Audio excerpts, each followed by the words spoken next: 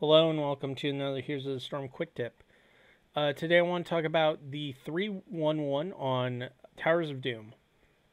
So, as you probably know, the most common rotation is 4-1 with a double soaker on Towers of Doom, where the double soaker will traditionally rotate between mid and top and only come down for objectives or to help invade or defend camps. But what you'll sometimes see, especially at high levels, is it breaks down into more of a 1-1-3 kind of breakdown. And that's for two main reasons. Number one is to reduce the chances of getting ganked and missing soak, because if your opponents go with this combination of 3-1-1 and you're trying to double soak, it's much easier for one of the laners to come and contest your rotation path. So, for example, if you're Leoric and you're rotating, and say Gazlo steps up to stop you, Falstad can still come down and catch soak, and then already be rotating back up, or even use fly if they have to. Or what happens is Gazlo just walks by when they're done, and then catches the soak while Falstad's still sitting here. And so what happens is then Falstad can trade off and engage on your Leoric after they've already been slowed down and hit up by the Gazlo. And so what happens is, even if you're not getting kills, you're constantly harassing the enemy solo laner and denying them soak, because it's going to be very hard for them to stay on top of both lanes doing this. The other thing is, it's very hard for you to get ganked as the mid laner.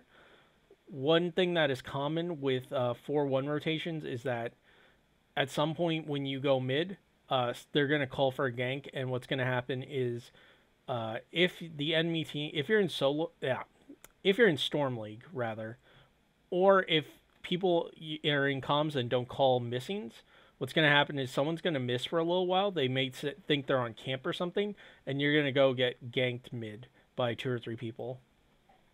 And obviously, when it's a double soaker, that means you don't just lose one wave. You lose 2, possibly 3 waves of soak, depending on death timers and how hard it is for you to get back in your rhythm. The second reason this is more common is because of rotation flexibility. You notice I have a bunch of white lines on here, and that's to illustrate the rotation flexibility of 3-1-1. So let's say Red wants to invade this camp. So Red's la-di-da on their way. Falstad can immediately go from mid over here. And again, remember, this is both your laners are showing and the enemy laner is showing. So you know there's one top. And so the Falstad can easily make their way over, and you're taking an even 4v4. And Gazlo can stop Leo's rotation down so it stays 4v4. Additionally, if the roles are reversed and say Gazlo's mid and Falstad's top and you make this play, what happens is Falstad can say, jump the wall here, go down and fly over when he gets to about this point, and fly over the camp, and then you're taking a 5v4, and while Leo runs straight down, the fight's mostly going to be over by the time you all end up in this area. And so actual having one global and keeping them top while your other soaker is here and messing with their rotations gives you also a rotational advantage for these camps, because you can basically always guarantee a minimum of a 4v4, but also get a 5v4 more often than not, because you'll have vision of the enemy solo laner and you have more mobility options. So that's one of the main reasons you'll see 1-1-3 over 4-1.